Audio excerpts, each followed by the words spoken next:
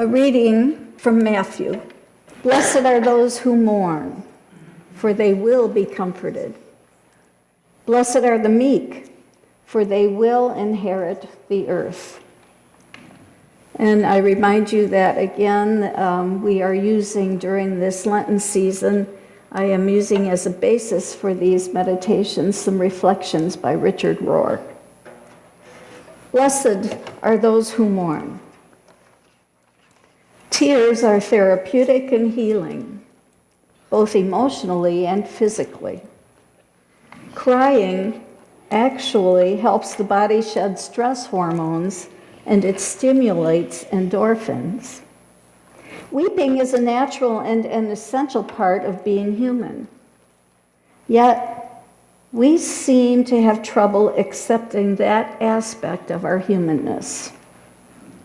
In fact, we spend much of our life attempting to construct the perfect personal environment, a kind of bubble that will insulate us against everything that is unpleasant. But sorrow is woven into the very texture of life.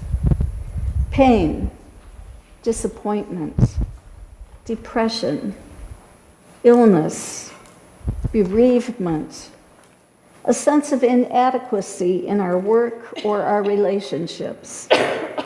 The list really can go on and on. Is there meaning in the inescapable mingling of sorrow and joy in human life? The mystic theologians say there is. After the early centuries of the church, the Syrian fathers, like St. Ephrem and St. Simeon, weren't as familiar to us in Western Christianity as the Greek and Latin fathers were.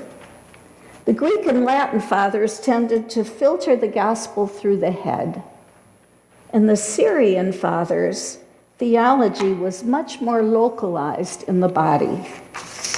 They actually proposed that tears be a sacrament in the church. St. Ephrem went so far as to say, until you have cried, you don't know God. Most of us think we know God and ourselves through ideas, yet corporeal, embodied theology acknowledges that perhaps weeping will allow us to know God much better than ideas. In this beatitude, Jesus praises those who can enter into solidarity with the pain of the world and not try to remove or isolate themselves from its suffering. Jesus describes those who grieve as feeling the pain of the world, weeping over our sin and the sin of the world. Increasingly seems to be a rare response.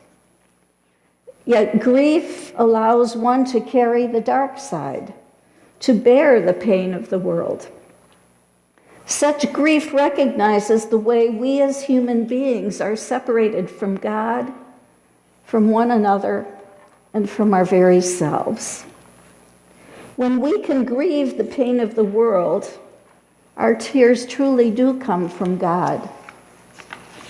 Yet, tears seem ridiculous in a culture like ours, which is so focused on diversions and entertainment, and they especially seem a stumbling block for men. After all, crying does make one look vulnerable. When talking about this aspect of culture, Richard Rohr writes, so many men hold back tears. Is it no wonder men don't live as long as women on average? We must teach all young people how to cry. Crying is a healthy function of the body. St. Francis even used to speak of the gift of tears. Crying, mourning, and grieving require vulnerability. And crying requires a disposition of meekness. Blessed are the meek, for they shall inherit the earth. With this beatitude, Jesus quotes from Psalm 37, verse 11, which says, "The humble," or the meek, "shall have the land for their own." It is important to understand the word meek and what it means. When Jesus speaks of meekness, he is not talking about weakness. Biblical meekness is a tempered strength, power deliberately held in check, a disposition of humbleness. Meekness becomes a disposition important for disciples and followers of Jesus. Meekness is all about the unique power of the powerless. And people who have always had power never understand this kind of power. It is claimed by Mary in her famous Magnificat, something that we just sang a few minutes ago, where she mirrors and models the many barren women in the Hebrew scriptures as she sings, "God has looked upon me in my lowliness. God fills the starving with good things." Mary represented the pivotal biblical theme of the poor of God, the poor of Yahweh, which the prophets Zephaniah and Zechariah talked about. Surely Mary and Joseph modeled this stance for Jesus as a child. Their offering of 2 turtle doves at his presentation in the temple, which was the offering of the landless poor, the landless peasantry, reveals their poverty and their social place in Jewish society. There is, of course, an irony here. If there was one hated group in Palestine of Jesus' day, it was the landlords. Those who possessed the land.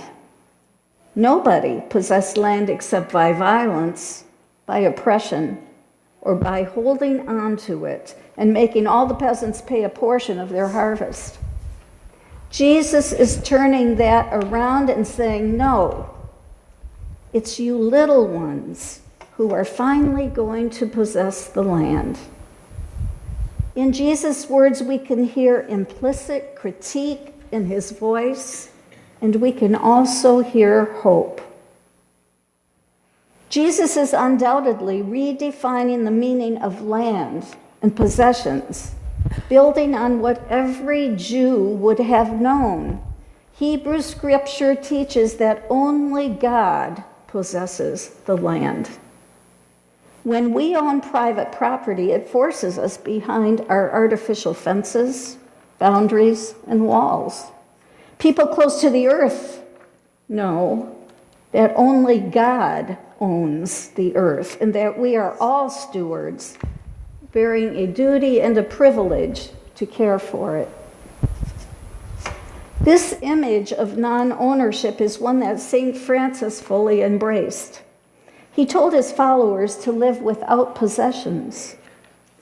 Francis was taking Jesus' word to his disciples seriously. Both Jesus and Francis knew ownership was finally an illusion, and that it would condemn us to spending the rest of our lives paying for, remodeling, and protecting those very possessions. Jesus is just warning us against this entrapment and all that it entails. Personal ownership is not necessary for enjoyment. And truth be told, after a while, our possessions possess us. Yes, blessed are the meek, for they shall inherit the earth.